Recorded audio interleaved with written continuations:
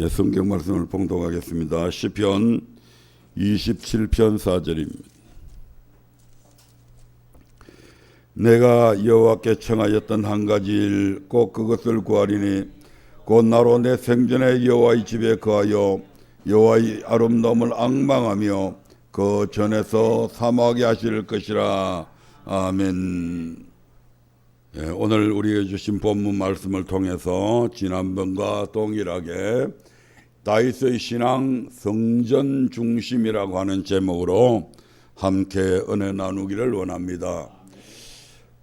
이스라엘 백성들이 블레셋과의 전쟁에서 패함으로 인해서 하나님의 언약궤를 블레셋에 빼앗기게 되죠. 그런데 그 블레셋 사람들이 섬기는 신들이 있는 그 산당에다가 이제 하나님의 언약궤를 갖다 놓으니까 그 막 이방 신들이 목이 부러지고 팔다리가 부러지는 그런 사건들이 발생을 하게 됩니다. 그래서 블레셋 사람들이 이것은 저 언약궤 때문이다 해가지고 결국 그 언약궤를 다시 자기들 손으로 이스라엘 땅에 돌려보내게 되는데, 그래서 그 언약궤를 돌려받은 이스라엘 백성들이 그 언약궤를 아비나답이라고 하는 제사장의 집에 모시게 됩니다. 예, 그리고 이제 다윗이 세월이 흐른 후에 다윗이 이제 이스라엘의 왕이 되고, 그래서 그 아비나답의 집에 있는 그 언약궤를 다윗성으로 모셔오게 되죠. 그런데 다윗성으로 모셔왔지만 여전히 하나님의 궤는 성막 안에 모셔지게 됩니다. 어느 날 다윗이 잠을 자면서 가만히 지나간 날들을 회상하는 가운데서 내가 그 양치던 그 목동 시절이 있었는데 그때부터 지금까지 우리 하나님께서는 나를 기름 부어서 모든 전쟁에서 승리하게 해주셨고 나를 가장 부강한 그러한 나라로 만들어 주신 분이 바로 우리 하나님이신데, 그 하나님은 정작 나를 왕으로 만들어 주신 그 하나님은 정작 천막 속에 살고 있고, 나는 그 하나님의 은혜를 힘입어 이 백항묵궁에서 이렇게 평안하게 잠들고 쉴 수 있구나. 이건 너무했다. 그래서 다윗이 하나님의 성전을 건축해 드려야 되겠다고 하는 소원이 다윗의 마음에 불일 듯이 일어나게 됩니다.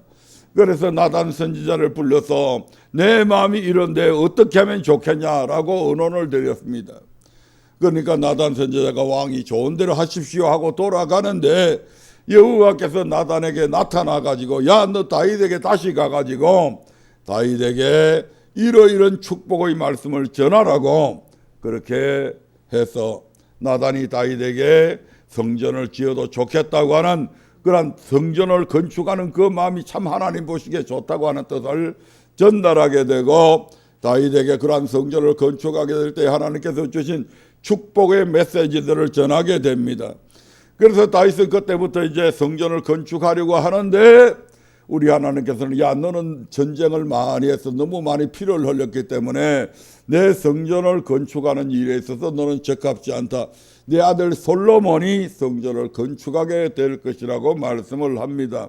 그럼에도 불구하고 다윗은 성전을 내 아들 때 지으면 그러면 나는 그냥 안 지어도 되겠구나 하고 관망하고 있은 것이 아니라 내 아들이 하나님의 이 거룩한 성전을 짓기 원활하게 지을 수 있도록 내가 철저하게 재료들을 준비해야 되겠다 해가지고 자기의 국고를 털어서 자그만치 149조 원이나 되는 그 엄청난 돈을 가지고 이제 금을 하나님 앞에 드리게 되고 수많은 철, 목재 이런 것들을 준비하게 됩니다.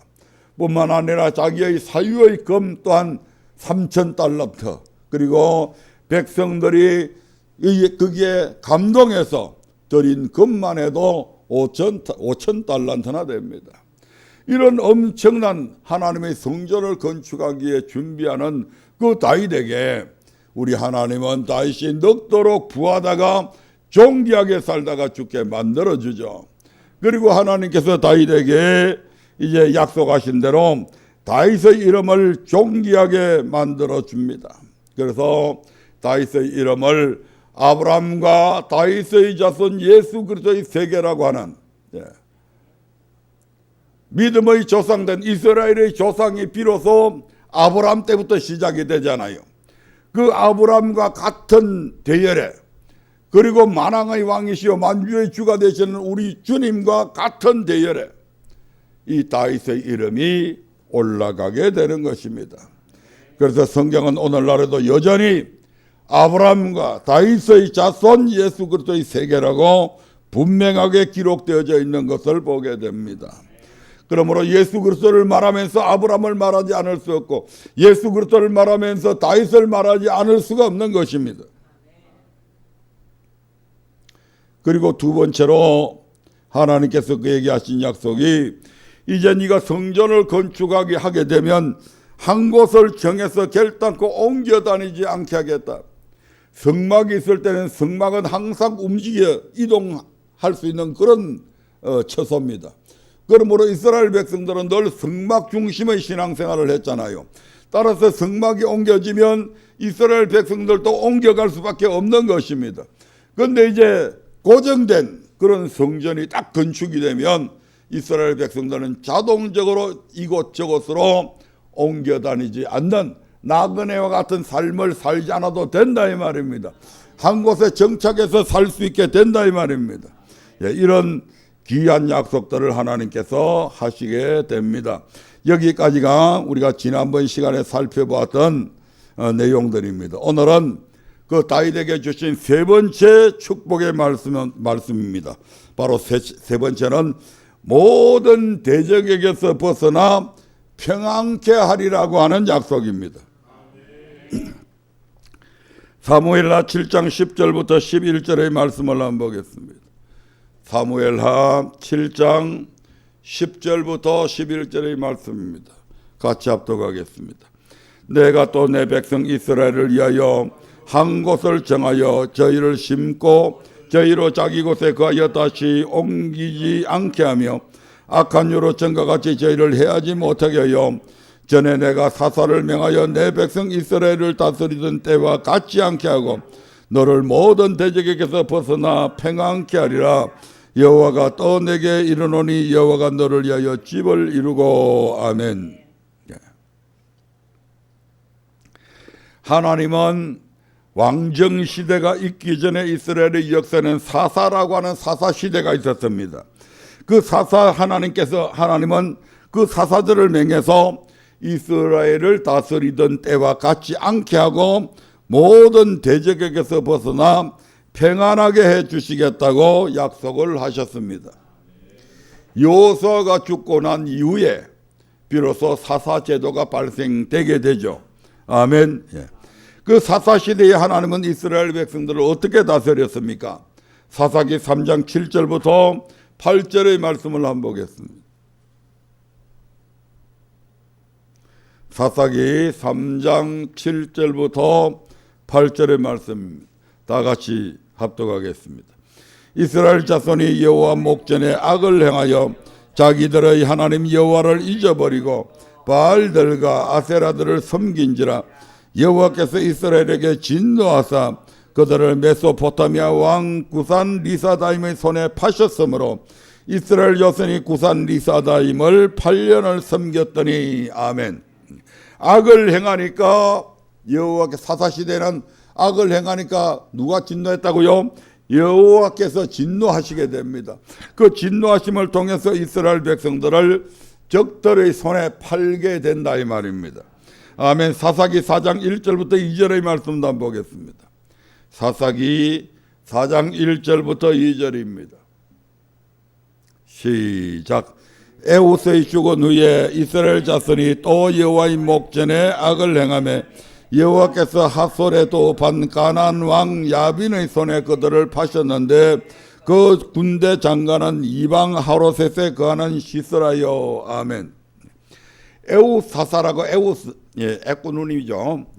이 에웃이 이제 사사로 있다가 죽은 후에 이스라엘 자손이 또 뭐 했다고요? 여호와의 목전에서 악을 행하니까 여호와께서 가나안 땅, 가나안 왕 야빈의 손에다가 그들을 팔게 되고, 그래서 또 고통을 당하게 되는 그런 일들이 일어납니다. 사사기 6장 1절 2절을 한번 보겠습니다. 같이 읽습니다. 이스라엘 자손이 또 여호와의 목전에 악을 행하였으므로 여호와께서 7년 동안 그들을 미디안의 손에 붙이시니 미디안의 손이 이스라엘을 이긴지라. 이스라엘 자손이 미디안을 인하여 산에서 구멍과 굴과 산성을 자기를 위하여 만들었으며, 사사시대에 하나님은 이스라엘 백성이 여호와의 목전에 악을 행할 때마다 그들을 이방 나라의 손에 파셨습니다. 이방 나라를 일으켜 그들로 이스라엘을 학대하게 하셨다 이 말입니다. 그런데 하나님은 그 사사시대와 같이 이스라엘을 다스리지 않겠다고 지금 다윗에게 약속을 하고 있는 것입니다. 이스라엘 백성이 하나님 앞에 죄를 범할지라도 사사시대처럼 이방 나라를 일으켜서 괴롭게 하지 않으시겠다는 것입니다. 오히려 모든 대적에게서 벗어나 평안하게 해주겠다고 지금 약속하고 있는 것이죠. 이 약속대로 하나님은 다윗이 이스라엘을 다스리던 40년 동안은 이방 나라로 인한 어떤 고통도 없게 하셨고, 이를 통해 왕정 시대를 통틀어 가장 태평성대를 이룬 시대가 바로 다윗의 시대입니다. 아멘.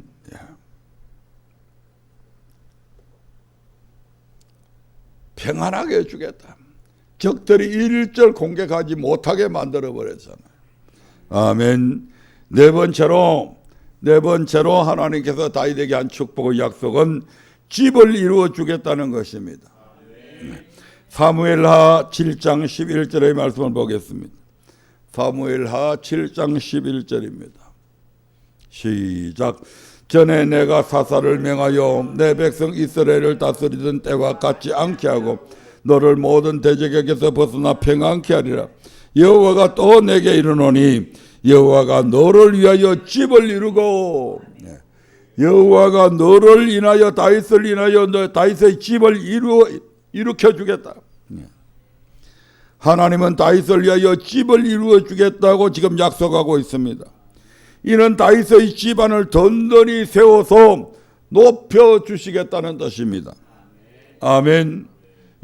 오늘날 우리 시대에 흔히 하는 말로 가문의 영광이죠. 아멘. 네 가문을 일으켜 주겠다 이 말입니다. 우리나라에도 이런 가문들이 많죠. 외국에서는, 영국 같은 데서는 나라에 큰 공로를 세우게 되면 자기를 허락하게 되죠. 그래서 그때부터 이제 귀족이 되죠. 그래서 여러 그 자기 중에서도 여러 이제 또 것으로 나눠지는데 우리나라에도 그런 것들이 있었습니다. 그래서 그 뭐 고려 때입니까? 고구려 때, 뭐 영계 소문이라든지 그런 사람들한테 뭐 망리진이 또 이제 각 그 나라에 큰 공을 세운 사람들한테 그런 양반들 중에서도 이제 여러 부류로 나누어지잖아요. 이 다윗의 가문은 다윗이 왕이 되기 전까지는 별로 그렇게 이름 있는 가문이 아닙니다. 양을 치는, 대대로 양을 치는 그 목동의 집안이었습니다. 아멘. 게다가 그의 할아버지 오벳은 보아스와 룻 사이에서 태어난 사람이었는데, 우리가 잘 알다시피 성경 룻기에 나오는 룻은 이방 나라 모압 쪽의 여인이었습니다. 정통 이스라엘의 여인이 아닙니다. 아멘. 다윗의 집안은 이스라엘 민족에게 개 취급당하던 그런 이방인의 피가 섞여 흐르던 그런 가문이었다 이 말입니다. 아멘. 이처럼 다윗의 집안은 여러모로 보아서 뭐 하나 떳떳하게 내세울 것 하나 없는 그런 보잘것없는 집안이었습니다.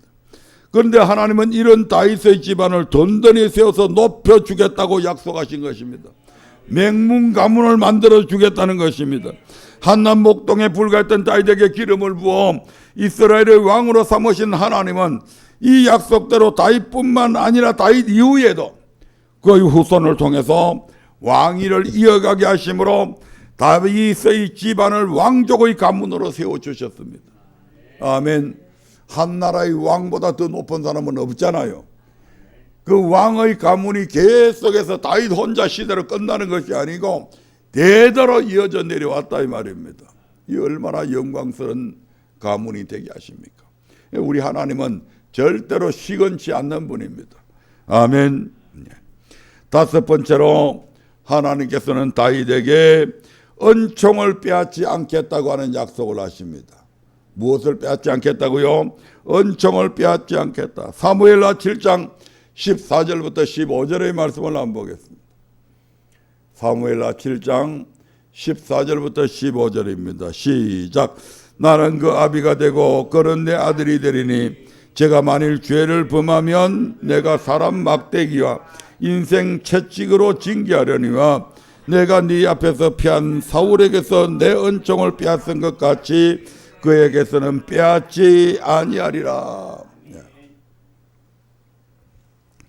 하나님은 다윗에게 그 아들의 아비가 되어주시며 제가 만일 죄를 범하면 사람 막대기와 인생 채찍으로 징계할 뿐 사울에게서 은총을 빼앗은 것 같이, 즉 사울의 왕위를 패해버린 것 같이 그에게서는 왕위를 패하거나 또 그의 왕위를 빼앗는 그런 일을 하지 않겠다고 지금 약속하신 것입니다. 이스라엘의 초대 왕 사울은 크게 두 가지 죄를 범하죠. 하나는 아말렉을 쳐서 그들의 모든 소유를 남기지 말고 진멸하라는 하나님의 명령을 어기고 아말렉 모든 백성과 양과 소 가운데 가치 없고 낮은 것은 진멸하였으나 아말렉 왕 아각은 살려두고 그리고 살찐 소, 기름진 소나 양이나 이런 것들은 살려두게 됩니다.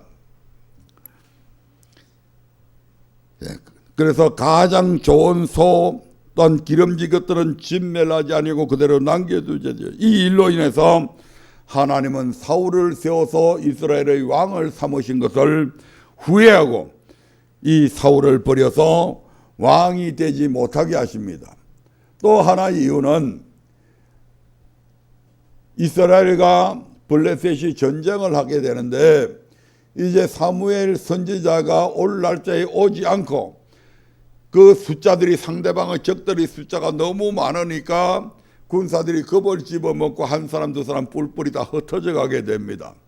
그런 상황에서 사울이 이제 제사를 지내고 하나님 앞에 예배드리고 나서 전쟁에 임해야 되는데 이 사무엘이 늦게 오니까 사울이 그 예배를 집행하게 되죠.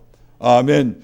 이 일로 인해서 이 사울이 망명된 짓을 했다. 오늘날 이야기하면 월권행위했다 이 말입니다. 왕에게 하나님은 제사 지낼 수 있는 그런 권한을 부여하신 적이 없습니다. 하나님 앞에 제사는 오직 제사장만이 집행을 할 수 있는 것이죠. 그런데 아무리 상황이 급박하게 돌아간다고 할지라도 사울은 기다렸어야 했던 것입니다. 그런데 그걸 무시하고 하다가 하나님의 말씀에 순종하지 않는 그 잘못된 망령된 행식을 통해서 결국 사울 당대로서 사울 왕은 폐위되게 됩니다. 아멘. 그런데 다윗이 왕이 되고 다윗의 이제 아들들이 쭉 그 왕이 되는데 그 다윗의 아들 솔로몬의 삶은 어땠는가? 과연 이 사울보다도 더 나은 삶을 살았는가? 그걸 살펴보자 이 말입니다.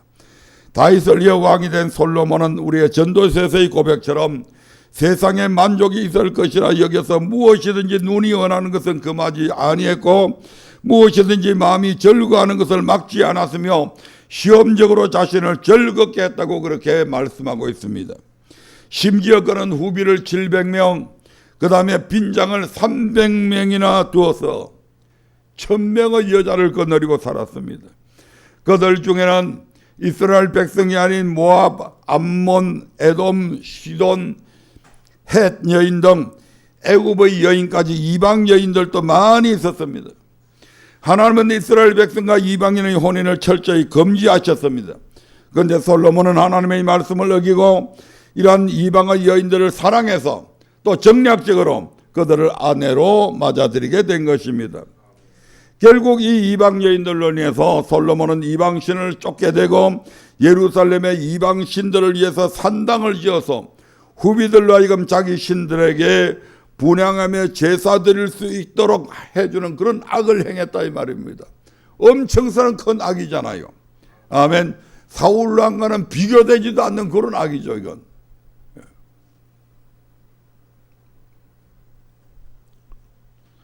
열왕기상 11장 4절부터 8절의 말씀을 한번 보겠습니다.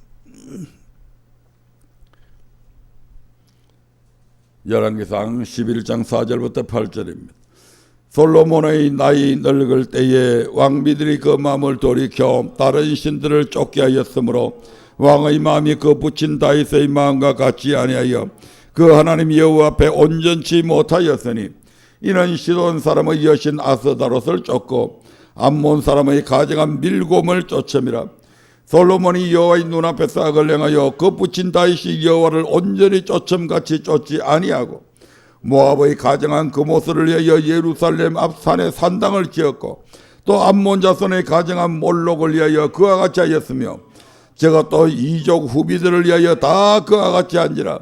저희가 자기의 신들에게 분향하며 제사였더라. 1000명의 여자니까 물론 뭐 그 중에서 자기 민족 중에서 뽑힌 왕비들이 있다 치고 그걸 한 500명 잡더라 해도 500명이나 되는 다른 이족들의 왕비들이 지금 와가 있잖아요. 아멘. 그것들을 위해서 전부 다 그들이 섬기는 신들을 우상을 다 만들어서 섬겼으니까 그 얼마나 그냥 예루살렘 전체가 거의 우상신들로 왕궁 주변이 그저 우상신들로 버글버글한 그런 것으로 변모되어졌잖아요. 이처럼 솔로몬은 사울이 범한 죄와는 비교할 수 없을 만큼 하나님께서 미워하시는 악을 행했다 이 말입니다. 거기에다가 하나님께서 돌이킬 수 있는 기회를 2번이나 주셨어요. 그는 그 악한 길에서 돌이키지 않았습니다. 그럼에도 불구하고 이에 하나님은 솔로몬에게서 나라를 빼앗아 그 일을 행치 아니하고 그 아들의 손에서 빼앗을 것이라고 하셨습니다. 왜 솔로몬이 이렇게 잘못했으면 솔로몬 시대에 왜 그 나라를 빼앗지 않았을까요? 바로 이런 이유 때문입니다. 열왕기상 11장 11절 12절입니다. 열왕기상 11장 11절 12절입니다. 시작. 여호와께서 솔로몬에게 말씀하시되 내게 이러한 일이 있었고 또 네가 나의 언약과 내가 내게 명한 법도를 지키지 아니하였으니 내가 결단코 이 나라를 네게서 빼앗아 내 신복에게 주리라. 그러나 내 아비 다윗을 위하여 네 세대에는 이 일을 행치 아니하고 네 아들의 손에서 빼앗으려니와. 사울 왕에게서는 당장에 빼앗으셨던 그 하나님이 왜 솔로몬이 사울 왕보다도 더 엄청난 죄를 지었음에도 불구하고 왜 나라를 빼앗지 않았냐? 바로 다윗 때문에 그렇게 했다는 것입니다. 다윗에게 한 그 약속 때문에 하나님께서 차마 솔로몬에게서 그 나라를 빼앗지 않은 것입니다. 그리고 그 아들 때에 그렇게 하겠다. 그러면 그 아들은 아무 잘못도 없는데 하나님께서 빼앗았냐? 아니죠. 그 아들 르호보암은 여전히 솔로몬과 같은 그러한 악을 저질렀기 때문에 결국 빼앗은 것입니다. 아멘.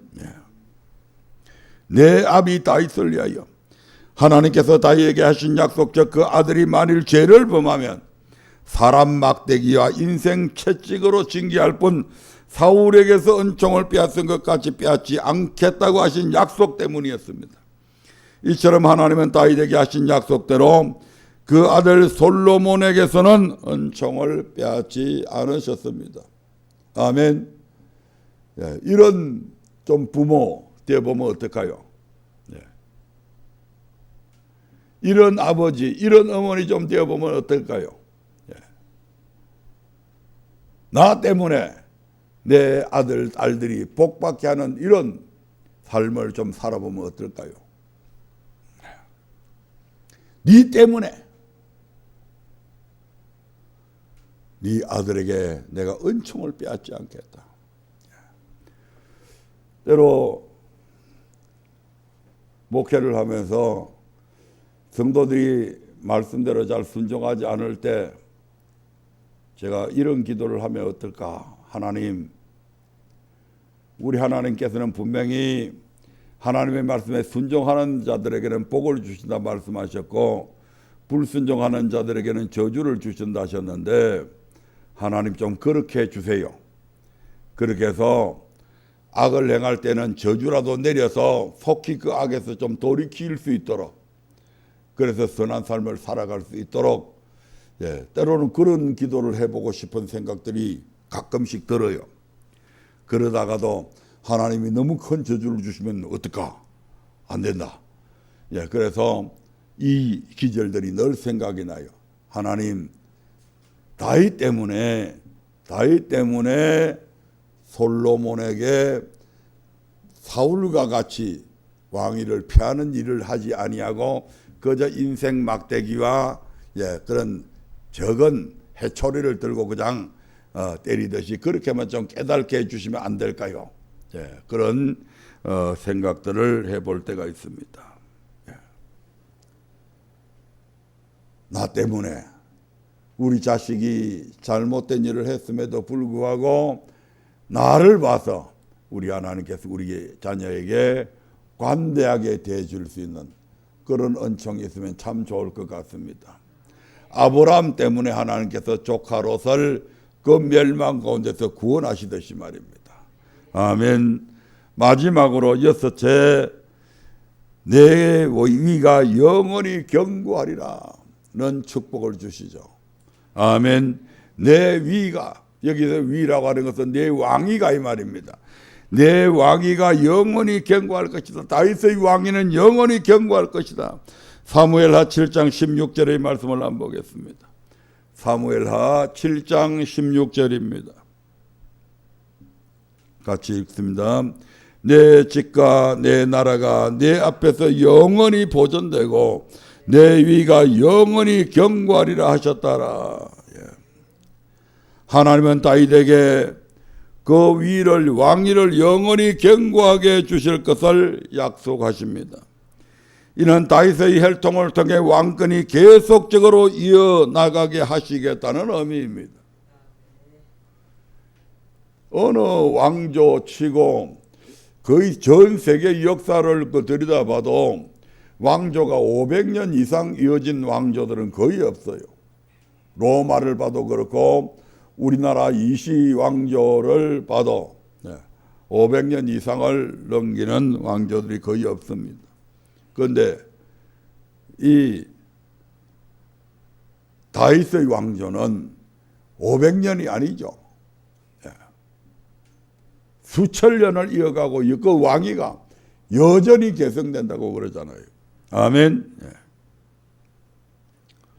하나님의 마음에 합한 자였던 다윗도 일생에 씻지 못할 한 가지 큰 죄를 범하게 되었는데 그것은 바로 그의 충신 우리아의 아내 밧세바를 범하고 이를 은폐하기 위해서 의도적으로 우리아를 죽게 만든 일이었습니다. 훗날 그 죄에 대한 보응으로 다윗은 아들 압살롬의 반역으로 인해 궁전을 떠나 도피하는 수모를 겪을 뿐 아니라 압살롬에 의해 백주에 자신의 후궁들이 욕을 당하는 그런 치욕스러운 일을 당하게 됩니다. 하나님은 다윗에게 이 같은 징계를 내리셨지만 그럼에도 불구하고 그의 왕위만큼은 패하지 않으시고 지켜주셨다 이 말입니다. 앞서 살펴보았듯이 다윗의 아들 솔로몬도 마찬가지였습니다. 솔로몬은 이방인과 혼인하지 말라는 하나님의 명령을 어기고 수많은 이방 여인들을 취하였고 나중에는 그들을 위해 산당을 이어 그들의 신들을 섬기게 함으로 인해서 결국 우상 숭배의 죄까지 범하게 되었습니다. 자기 자신만 범한 게 아니라 많은 백성들에게까지 그 영향이 미치게 되잖아요. 이에 하나님은 솔로몬에게서 나라를 빼앗겠다고 말씀하셨지만 솔로몬의 때가 아닌 그 아들의 때에 빼앗겠다고 하셨습니다. 또한 나라를 다 빼앗는 것이 아니라 한 지파를 남겨둬서 그 아들에게 주실 것이라고 하셨습니다. 다 뺏어버리면 다윗 왕조가 끊겨버리잖아요. 아멘. 그러니까 하나님께서 그 12지파 중에서 10지파는 가져가게 만들지만 나머지 2지파는 남겨두잖아요. 아멘. 열왕기상 11장 13절을 보겠습니다. 왜 그렇게 하셨을까? 왜 다 빼앗지 아니하고 이렇게 남겨두셨을까? 열왕기상 11장 13절에서 이렇게 말씀합니다. 시작. 오직 내가 이 나라를 다 빼앗지 아니하고 나의 종 다윗과 나의 뺀 예루살렘을 위하여 한 지파를 내 아들에게 주리라 하셨더라. 나의 종 다윗을 위해서 하나님은 다윗에게 하신 약속과 그 위를 영원히 견고하게 해주겠다는 약속 때문에 그의 아들 솔로몬이 큰 악을 행하였음에도 불구하고 그 왕위를 지켜주신 것입니다. 아멘. 뿐만 아니라 다윗 솔로몬의 손자 아비암 역시 마찬가지입니다. 열왕기상 15장 3절부터 4절의 말씀을 보겠습니다. 열왕기상 15장 3절 4절입니다. 시작. 아비암이 그 부친의 이미 행한 모든 죄를 행하고 그 마음이 그 조상 다윗의 마음과 같지 아니하여 그 하나님 여호와 앞에 온전치 못하였으나 그 하나님 여호와께서 다윗을 위하여 예루살렘에서 저에게 등불을 주시되 그 아들을 세우 후사가 되게 하사 예루살렘을 견고케 하셨으니. 아멘. 솔로몬의 아들이 르호보암이고 르호보암의 아들이 아비암입니다. 아멘. 르호보암도 악을 행하였고 아비암도 악을 행했다 이 말입니다. 그럼에도 불구하고 하나님께서 누구를 위해서? 다윗을 위해서. 참 위대한 것이죠. 다윗 왕이 그런 거 보면. 아멘. 하나님이 그저 이렇게 당신의 자존심을 당신의 뜻을 어겨가면서까지 이 약속한 것 때문에 어쩔 수 없이 마치 하나님이 다윗에게 끌려가는 듯한 이런 모습들이 바로 말씀을 통해서 나타나고 있지 않습니까? 누구 때문에요? 다윗을 위해서. 아비암이 그 부친이 행한 모든 죄를 행하고 그 마음이 그 조상 다윗의 마음과 같이 아니하였다고 합니다. 아비암의 아들은 솔로몬의 아들인 르호보암으로 그는 산당을 짓고 이방 신상을 세워서 우상을 숭배한 자입니다. 따라서 아비암이 그 부친의 행한 모든 죄를 행하였다는 것은 아비암도 그의 아버지 르호보암과 같은 악을 행하였다는 것입니다. 그러나 하나님은 그에게도 등불을 주사 그의 아들로 하여금 왕위를 이어가게 하셨는데 그 이유가 바로 다윗을 위하여 이렇게 기록을 하고 있습니다. 그 위를 영원히 견고케 주겠다고 하신 다윗과 약속 때문이라는 것입니다. 이처럼 하나님은 그 약속 때문에 비록 다윗의 후손들이 악을 행할지라도 그 왕위를 빼앗지 않으시고 계속 지켜주십니다. 이로 인해 북이스라엘은 아수르에 의해 멸망하기까지 4번이나 왕조가 바뀌어졌지만 남유다는 단 한 번도 왕조가 바뀌지 않고 오직 다윗의 혈통을 하면 왕위가 계승되었던 것입니다. 아멘. 그리고 마침내는 그 다윗의 후손으로 누가 오시게 됩니까? 바로 예수 그리스도께서 오시게 되죠. 영원한 왕이신 예수 그리스도께서 다윗의 혈통에서 나심으로 하나님께서 다윗에게 하신 약속은 완전히 성취가 되어지게 되죠. 내 왕위가 영원할 것이다. 아멘. 이 세상 어느 나라에도 왕위가 영원한 나라는 없습니다. 오직 다윗의 왕조만이 그렇다 이 말입니다. 아멘. 이와 같이 하나님은 하나님의 계를 위한 처소를 건축하여 드리고자 자원하는 다윗에게 놀라운 복을 약속하셨고 이후로 하나님의 전 건축하기를 기뻐하여 모든 필요한 예물을 준비하며 하나님의 말씀을 온전히 쫓아 행하는 다윗에게 그 모든 약속을 이루어 주셨습니다. 오늘날에도 하나님은 여호와의 전 건축하기를 기뻐하는 이들에게 이와 동일한 복을 약속하시며 그가 하나님의 말씀을 온전히 쫓아 순종할 때 약속하신 모든 복을 반드시 이루어 주신다 이 말입니다. 하나님은 어제나 오늘이나 영원토록 동일하신 분입니다. 다윗에게는 그리하겠지만 너희에게는 그리하지 않겠다. 그게 아니에요. 다윗에게 성전 건축을 약속하셨을 뿐만 아니라 다윗의 삶처럼 그런 삶을 살아가게 되면 다윗이 받았던 그 모든 복이 오늘 우리 저와 여러분들에게도 그대로 적용이 되어진다 이 말입니다. 이 사실을 꼭 기억하셔서 성전 건축이나 재건하는 일에 적극적으로 동참함으로 다윗과 같은 놀라운 복을 받아 누리는 복된 언약 식구들이 되기를 주의 이름으로 축원드립니다. 다 같이 기도하겠습니다.